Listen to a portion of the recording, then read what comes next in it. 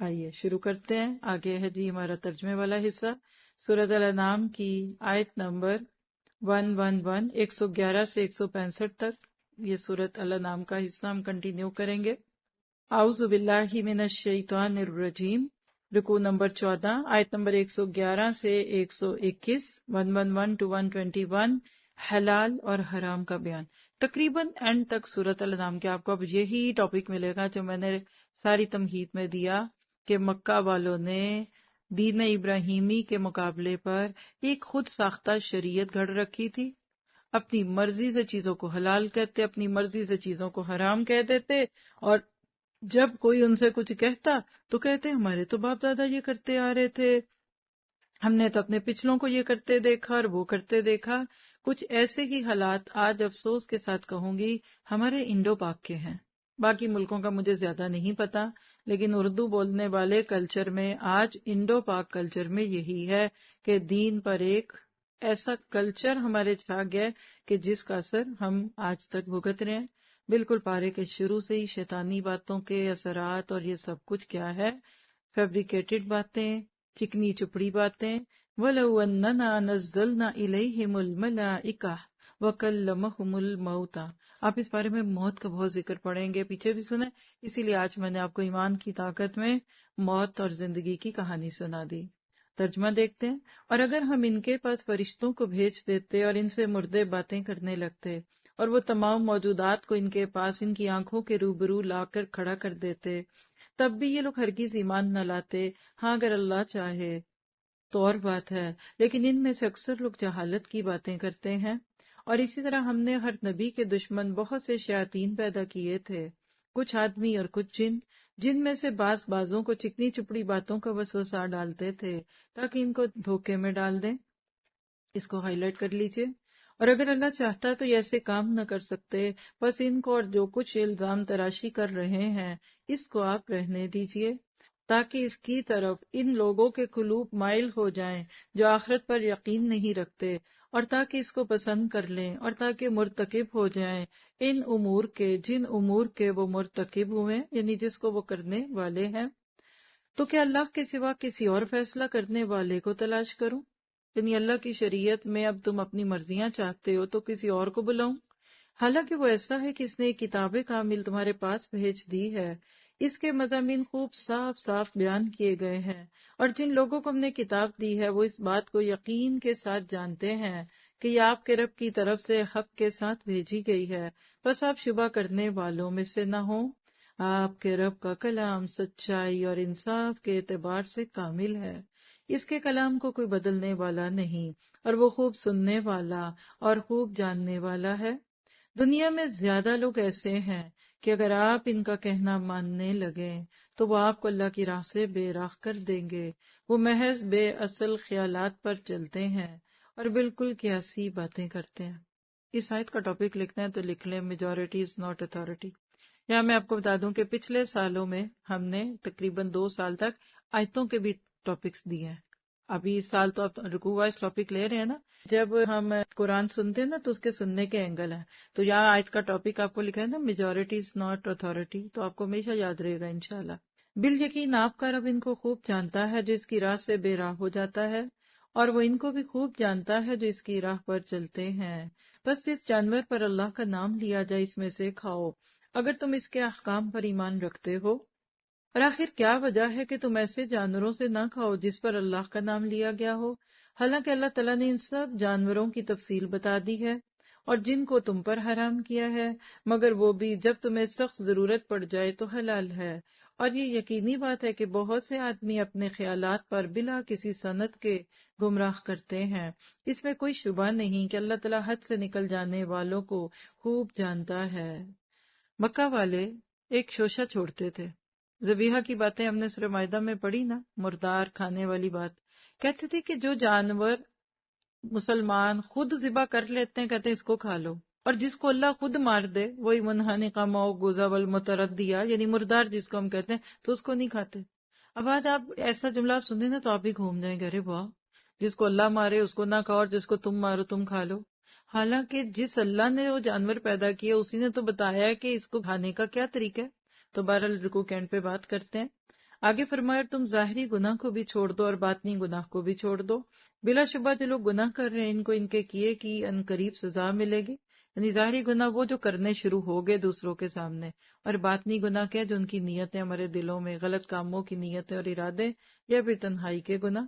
اور ایسے جانوروں میں سے مت کھاؤ جن پر اللہ کا نام نہ لیا گیا ہو، اور یہ کام نافرمانی کا ہے. اور یقیناً شیاطین اپنے دوستوں کے دل میں ڈالتے ہیں تاکہ وہ تم سے جھگڑا کریں، اور اگر تم ان لوگوں کی اطاعت کرنے لگو تو یقیناً تم مشرک ہو جاؤ گے. آئی وش کہ آپ اس ترجمے کے ساتھ اس کے پیچھے جو وہاں کے حالات جہاں یہ آیتیں اتر رہی تھی اس کو جان سکتے کہ کیسے انہوں نے دین کا ایک خود ساختہ ورژن بنایا، اور اللہ کی دین کو پیچھے کر کے جو ابراہیم علیہ السلام سے لے کر ان کے دور تک چل رہا تھا اپنی مرضیوں کا دین کر دیا. آپ کہہ سکتے ہیں، ایک بات لکھنے کے لیے صرف سمجھا دوں، کہ مکہ والے مسلمان تھے، اپنا نام ابراہیم علیہ السلام اور اسماعیل کے نام سے جوڑتے تھے. اگر ہم میں سے کوئی آج ان کو بڑے اتفاق سے مشرکین مکہ کہتا ہے نا، اگر کبھی ان کے منہ پہ کہہ دیتا تو وہ آپ کے گلے کو پڑتے کہ تم ہوگے مشرک، تمہارے ماں باپ ہوں گے، ہم تو نہیں. بالکل وہی انداز ہے جو آج کسی قبر کے آگے سجدہ دینے والا شخص بھی کہتا ہے کہ میں مشرک نہیں ہوں. کسی مورتی سے مانگنے والا، جھکنے والا، ماتھا ٹیکنے والا بھی کہتا ہے میں مشرک نہیں ہوں. عقائد بگڑ گئے تھے. آج امت مسلمہ میں یہ ایک پرابلم ہے کہ الحمدللہ ابھی تک ہماری جنریشن تک، اگلی کی میں نہیں بات کرتی، کہتے ہم خود کو مسلمان ہی ہیں. فاسق ہوں گے، ریبیلیس ہوں گے، جو بھی ہوگا، لیکن مسلمان رہتے ہیں.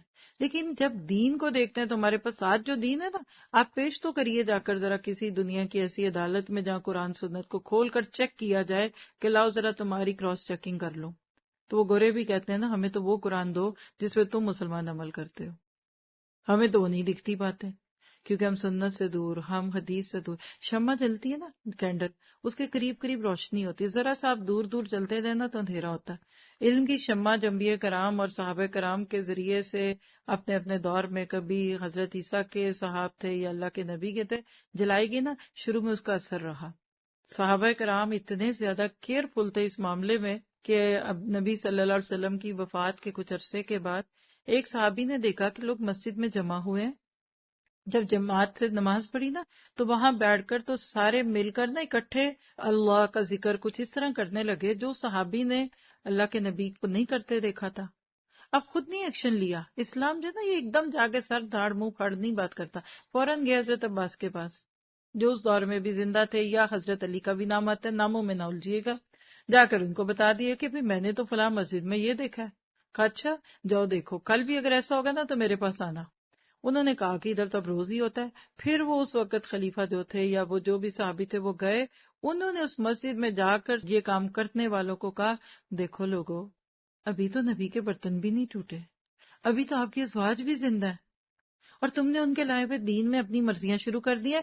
کل سے اگر میں نے کسی کو یہ کرتے دیکھا تو اس مسجد میں قدم نہیں رکھو گے. That were profit companies. آج ہم نے ہر جگہ یہ کہہ کر کیا فرق پڑتا ہے، اس کی مرضی اس کی مرضی. دیکھیے دین تو قیل و قال کا نام ہے. آپ کیوں اوتھینٹک ریسورسز ڈھونڈتے ہیں؟ میں نے آپ کو جو حدیثیں دینی ہوتی ہے ایک ایک حدیث کو ہم کئی دفعہ چھانٹتے ہیں، اپنی سی کوشش کر کے آپ کو دکھاتے ہیں کہ یہ حدیثیں نہیں ہوتی تو نہیں ڈالتے، کہ ہم کیوں نیکی برباد گناہ لازم کریں. آپ کوئی خبر سنیں کہ فلاں جگہ یہ ہو گیا تو مان جاتے ہیں، فوراً جا کے نیوز چینل سے خبروں کو دیکھتے سنتے نہیں ہیں. تو کیا دین ہی ایسا رہ گیا کہ من قال و ما قال؟ صحابہ کہتے ہیں ولولا الاسناد. یہ جو علم الحدیث ہے نا، علوم الحدیث اللہ آپ کو پڑھوائے، حدیث کا علم پڑھیے، بخاری پڑھیے، دیکھیے یہ سند، یہ چین اپنی قریب کرنے کے لیے ایک صحابی 1 مہینے کے سفر کر کے جاتے ہیں ملک شام میں، اور وہ صحابی سے ملتے ہیں جنہوں نے وہ حدیث ڈائریکٹ نبی سے سنی تھی، اور جا کے کہتے ہیں وہ سنانا نبی نے کیا کہا تھا. حدیث پتہ تھی پہلے، لیکن کہتے ہیں کہ جب کل حدیث بیان ہوگی تو تم نے نبی سے سنی تو میں نے تم سے سنی، یعنی میں نے بیچ کے سارے وہ سابقے علاقوں کو نکال کر میں 3rd نمبر پہ آ گیا. نبی سے تم سے میں.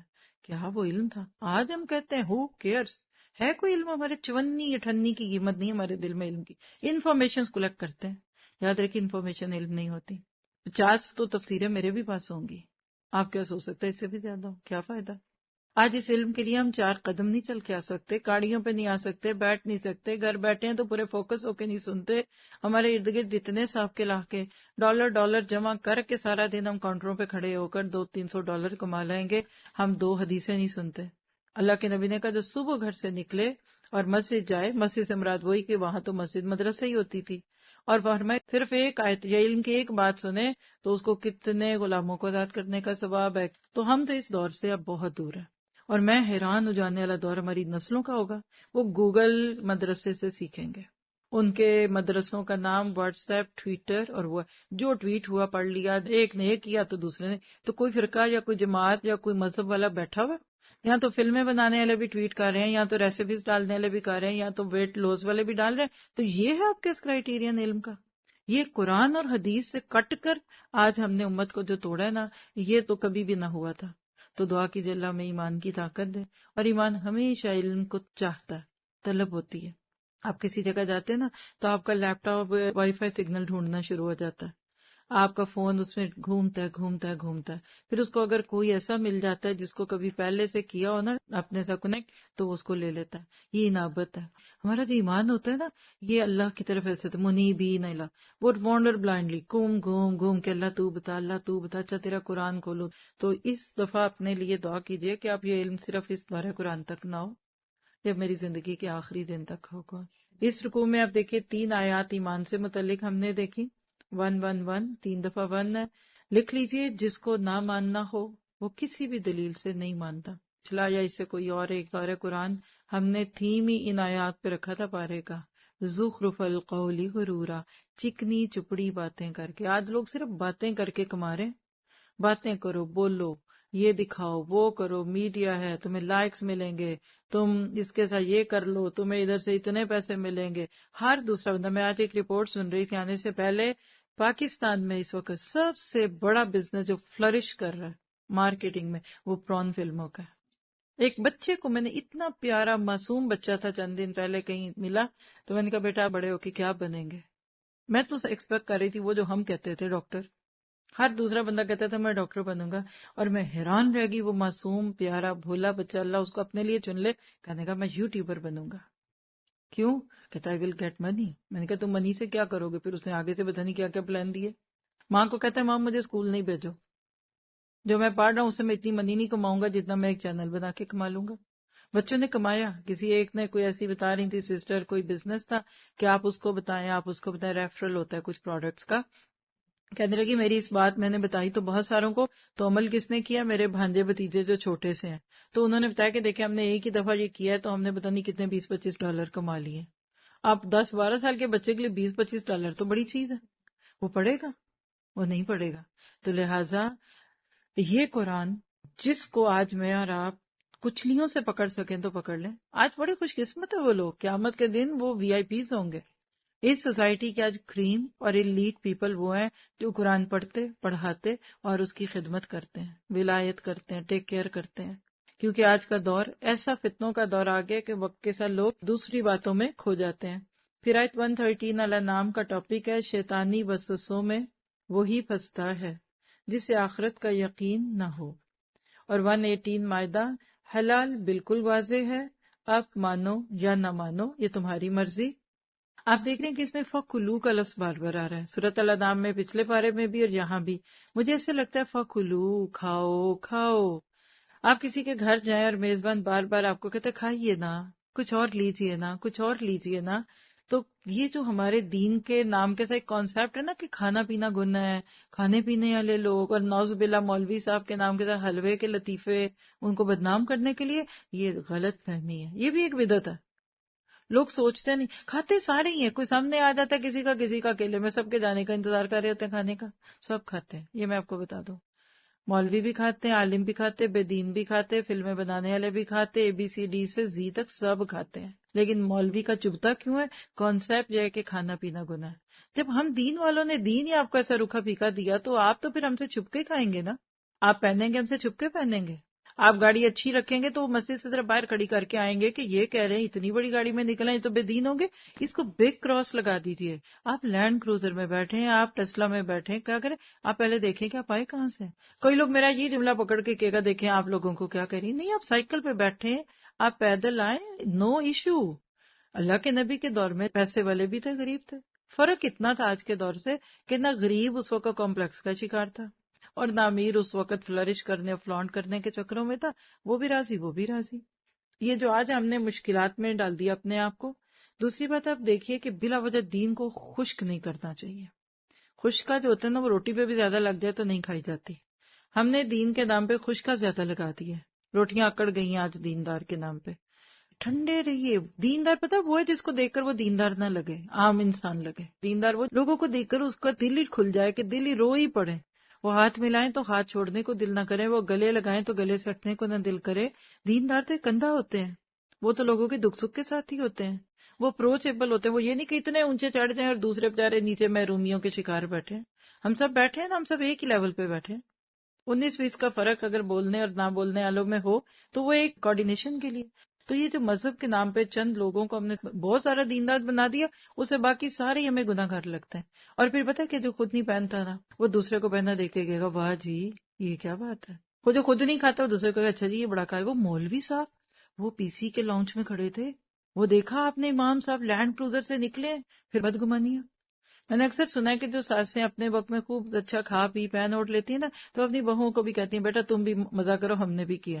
اور جو بیچاریاں خود نہ کریں یا اللہ رحم کرے جوانی میں بیوہ ہو جائیں، وہ اپنی بہو کو ایک آنکھ نہیں بہاتی یا بہو ان کو نہیں بہاتی.